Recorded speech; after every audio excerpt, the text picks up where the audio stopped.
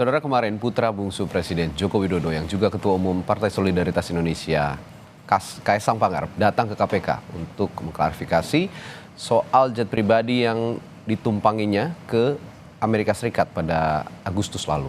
Saat ini kasus dugaan gratifikasi terkait penggunaan jet pribadi itu memang tengah ditangani KPK. Nah, kita bahas soal ini bersama sejumlah narasumber. Ada penyidik KPK 2013-2020 Yudi Purnomo dan kuasa hukum Kaisang Nasrullah serta peneliti Indonesia Corruption Watch ICW Egy Primayoga. Selamat pagi Bapak-bapak. Pagi Mas. Selamat pagi Mas Nasrullah, Mas Egy. Selamat pagi Mas Egy, Mas.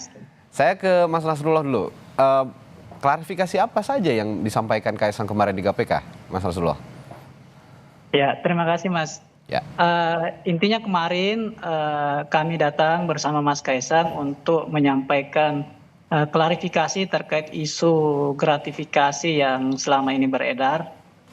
Intinya kedatangan kami kemarin itu murni atas inisiatif pribadi dan tidak karena adanya undangan atau panggilan dari KPK.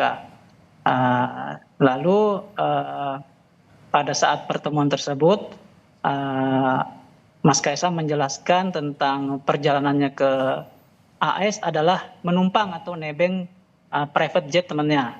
Awalnya Mas Kaisang udah niat untuk berangkat di tanggal 20, tetapi karena temannya tersebut juga hendak berangkat di tanggal 18, ya udah karena pesawat masih muat dan satu arah, akhirnya Mas Kaisang ikut di rombongan tersebut. Nah, seperti itu Mas. Oke. Ini diksi nebeng itu sepertinya mudah sekali Mas diutarakan. Tapi memang sosok temannya ini sebenarnya belum diketahui juga oleh KPK. Tapi siapa sosok teman Kaisang yang ditebengi ini Mas? Intinya kemarin kami sudah jelaskan ke KPK Mas, termasuk namanya sudah kami serahkan ke KPK. Silahkan nanti KPK yang akan melakukan tindak lanjut lebih jauh terkait data yang kami berikan. Jadi artinya dari pihak Anda sudah menyerahkan nama teman yang ditebengi oleh Mas Kaisang ini ya? Sudah Mas, pasti sudah. Oke. Tapi begini, Anda mengatakan tadi Mas Kaisang ini inisiatif datang ke KPK begitu. Sebenarnya KPK-nya sendiri pernah memanggil Mas Kaisang nggak sih? Sepengetahuan kami belum ada Mas. Belum ada? Ya. Oke, jadi ketika belum ada panggilan, inisiatif untuk datang ke KPK begitu. Nah, selanjutnya Mas Yudi, kalau dalam kasus ini, Ya. Kaisang kan bukan penyelenggara negara gitu ya. Dia hanya seorang putra penyelenggara negara, putra presiden. Bisakah memang dijerat gratifikasi? Ya, tentu kita harus kembali ke dasar kenapa gratifikasi itu ada di Undang-Undang Tindak Pidana Korupsi. Ya, bahkan dijadikan satu pasal 12B besar bahwa penyelenggara negara maupun pegawai negeri yang menerima gratifikasi itu dianggap suap ketika berhubungan ya dengan jabatannya atau berlawanan dengan tugas dan kewajibannya.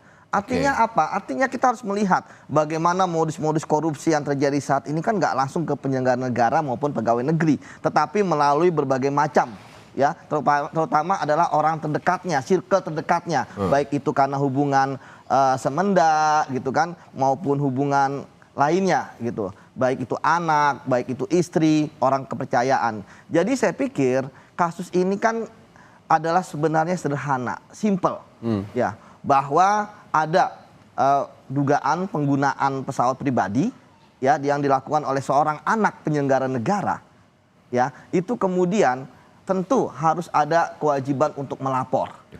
Kita tahu bahwa memang Mas Kaisang ini secara posisi dia sudah orang yang artinya bukan tanggungan presiden gitu ya, karena dia pun di LHKPN presiden pasti udah tidak ada. Kemudian yang kedua, dia punya jabatan dan peran juga di masyarakat sebagai pengusaha ataupun sebagai ketua partai. Namun kita melihat bahwa di sini kan ada yang namanya nexus, hubungan.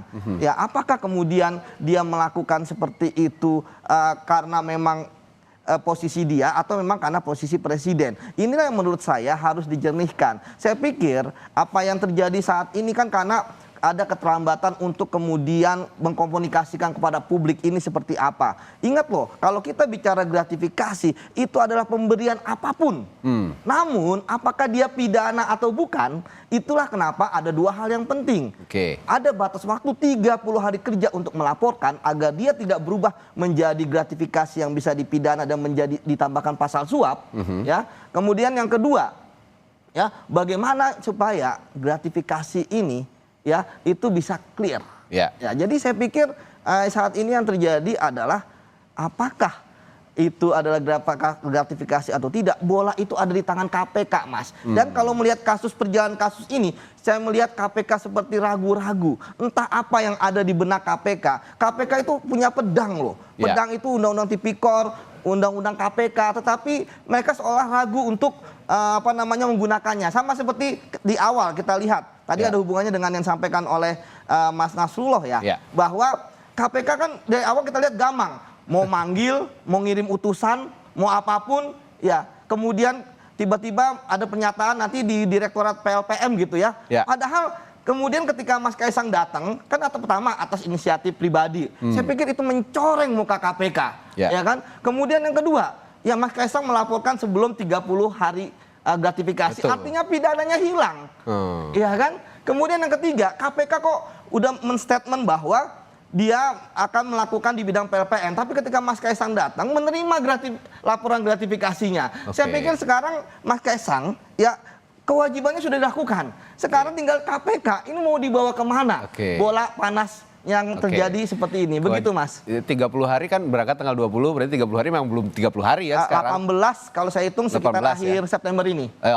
Karena 30 hari kerja. 30 hari bukan kerja. Kalender. Betul. Nah ini kewajibannya Mas Kaisang sudah dipenuhi, lalu tinggal ke KPK-nya saja. Tadi juga Mas Yudi mengatakan bahwa yang disebut gratifikasi memang penyelenggara negara kalau memang diberikan fasilitas tertentu. Tapi modusnya berubah sehingga itu ada perubahan interpretasi hukum begitu ya. Sehingga keluarga juga bisa saja dijerat jika memang menerima hadiah atau gratifikasi atau fasilitas yang dinilai sebagai hadiah. Bagaimana melihat ini Mas Nasrullah? Mas Nasrullah, ya silakan. Saya kira kalau dari kami sih tetap awalnya kan kami tetap melihat bahwa yang dimaksud dalam Undang-Undang Tipikor ini adalah penyelenggara negara. Sehingga posisi waktu itu apakah Mas Kaisang ini juga punya kewajiban untuk melaporkan adanya dugaan gratifikasi kemarin. Makanya hal itulah juga yang membuat kami datang ke KPK untuk mengklarifikasi lebih jauh positioning kami ini seperti apa. Nah, akhirnya setelah datang ke sana, barulah kami mengisi form-form yang disediakan itu. Karena kan pasti akan banyak pertanyaan dari kami, termasuk ini posisi jabatan kami harus tulis apa di sini. Karena Mas Kaisang ini kan bukan pejabat negara. Nah, seperti itu Mas kemarin. Oke, masih berpegang pada undang-undang yang tidak menyebut bahwa keluarga penyelenggara negara itu tidak diperbolehkan begitu ya, menerima fasilitas ataupun hadiah. Saya ke Mas Egy kalau gitu. Mas Egy, dalam kasus Kaisang ini apa yang seharusnya ditelusuri oleh KPK? Karena Mas Yudi tadi mengatakan bola panasnya sebenarnya sudah ada di KPK sekarang.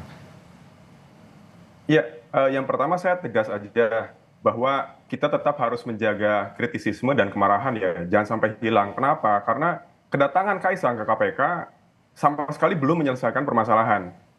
Kembali ke Mas Yudi yang tadi sampaikan, ini kan soal dugaan penerimaan fasilitas melalui Kaisang yang diduga ditujukan kepada keluarganya yang merupakan pejabat publik. Entah itu ayahnya selaku presiden, kakaknya wali kota Solo, atau wali kota Medan, satu lagi gitu ya. Jadi ada pemberi fasilitas di sini.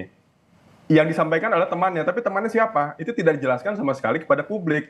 Mestinya kalaupun dia sudah menuntaskan penjelasannya secara hukum, secara etika politik mestinya tetap menyampaikan kepada publik. Karena politisi ini harus akuntabel gitu ya. Apalagi ini sudah jadi perbincangan publik yang lama, udah hampir 1 bulan gitu ya. Jadi menurut saya pelaporan dia sebetulnya kemarin, kedatangan dia kemarin tidak serius. Pelaporannya hanya basa-basi aja gitu ya. Jadi ya kita harus tetap mengawasi aja. Ini jangan sampai kita terbuai dengan kedatangan Kaisang ke KPK gitu. Oke, jangan terbuai oleh Anda melihatnya sebagai gimmick begitu ya. Ini gimmick saja gitu. Ya betul.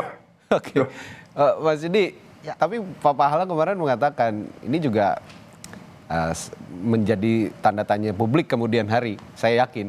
Karena Pak Pahala sebagai Direktur Pencegahan gitu ya di KPK mengatakan sebenarnya ya kalau memang ini dianggap fasilitas negara, karena dianggapnya fasilitas negara, hanya bisa tinggal membayarkan saja katanya. 1 tiket 90 juta, jika 2 tiket, 3 tiket atau 4 tiket 360 juta begitu. Apakah sesimpel itu untuk menyelesaikan masalah ini? Ya, saya juga terkejut juga ya ketika kemarin Pak Pahala menyampaikan seperti itu. Padahal ini sebenarnya masih terlalu jauh.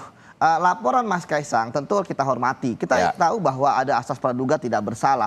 Namun kemudian KPK kan mempunyai SOP dalam menerima laporan gratifikasi. Saya melihat bahwa hal yang harus dilakukan adalah melakukan pemeriksaan terhadap temannya Mas Kaisang sehingga bisa lebih jelas ya spektrum kita helikopter view-nya bisa terlihat bagaimana sebenarnya fakta-fakta yang terjadi.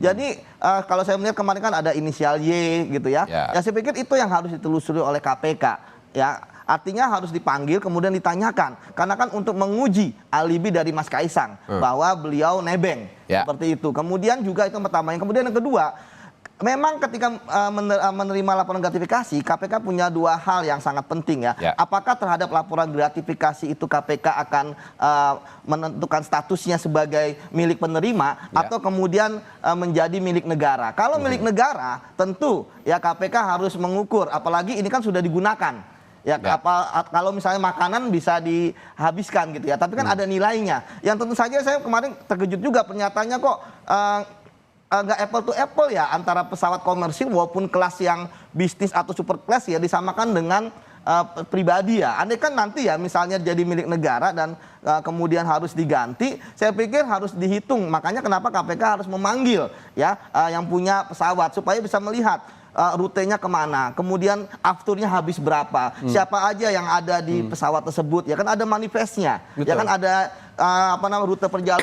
Saya berapa kali lah memeriksa orang-orang terkait dengan pesawat pribadi ya. Saya pikir itu akan mudah. Barulah dari situ akan dapat angka real.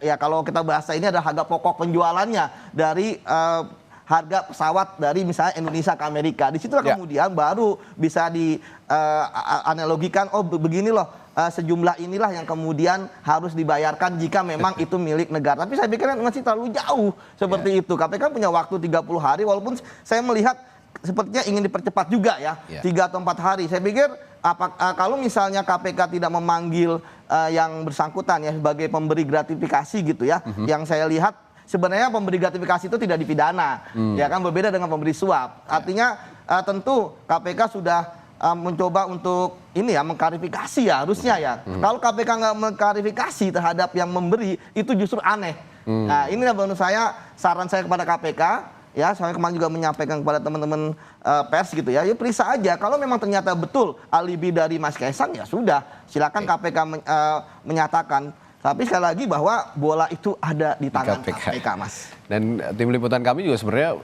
soal ini ya, soal hitung-hitungan dikonversi menjadi tiket perjalanan tadi, biaya perjalanan itu sebenarnya tidak sekecil itu juga gitu ya. Tadi kami sudah mensimulasikan dalam berita pengantar bahkan bermiliar-miliar anggarannya dengan waktu tempuh selama 17 jam ke Amerika Serikat. Ini memakan biaya yang tidak sedikit. Nah, ini kami tampilkan estimasi biaya sewa ini mencapai justru 8,6 miliar rupiah dengan biaya bahan bakar 355 juta dan rutenya adalah Bandara Halim Perdana Kusuma, Bandara Internasional Philadelphia dengan jarak 16.000 kilometer lebih. Ini biaya sewanya per jam, dihitung per jam adalah 17.000 hingga 19.750 US dollar dengan waktu tempuh 17 jam. Tapi kalau saya tanya ke Mas Nasrullah kalau memang KPK sekarang lagi-lagi kan bolanya dari KPK begitu. Kalau KPK akhirnya kemudian menentukan bahwa ini adalah pesawat jet pribadi milik negara gitu dan diharuskan untuk membayarkan itu kepada negara. Sudah siap Mas Kaisang dengan konsekuensi itu? Ya, intinya kalau dari Mas Kaisang sendiri posisinya adalah menunggu arahan dan petunjuk dari KPK itu sendiri. Kalau misalnya ada arahan untuk melaksanakan kewajiban-kewajiban tertentu dari Mas Kaisang sendiri sudah siap.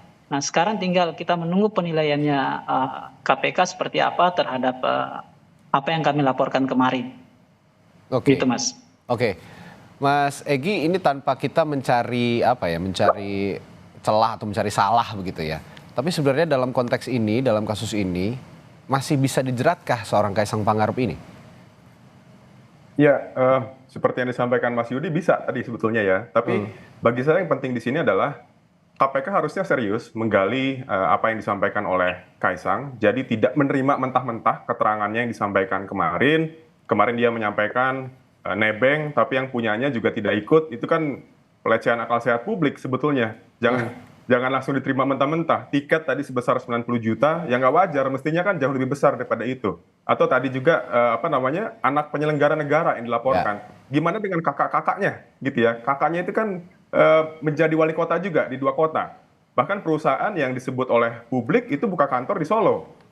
Yang kakaknya dulu menjadi wali kota. Jadi sekali lagi KPK mesti memverifikasi kebenarannya. Termasuk kalau yang dilaporkan cuma 1, perjalanan. Ada berapa kali perjalanan? Kalau saya tidak keliru kan di media sosial bertebaran nggak cuma sekali gitu ya. Jadi mana yang dilaporkan? Apakah yang hanya ramai di publik aja? Apakah hanya 1, 2, atau 3 gitu ya? Itu juga harus ditelusuri lagi. Kita harus terus bertanya begitu. Jadi betul seperti yang Mas Yudi sampaikan, kita harus lihat keberanian KPK. Kalau tidak ada tindak lanjut ya ini menunjukkan bahwa KPK sudah lemah. Dan kita ingat bahwa yang membuat KPK lemah adalah ayahnya Kaisang, yaitu Presiden Jokowi.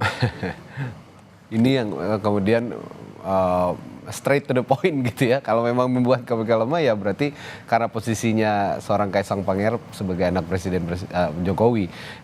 Lalu selanjutnya nanti kita akan bahas juga Mas Yudi. Ya.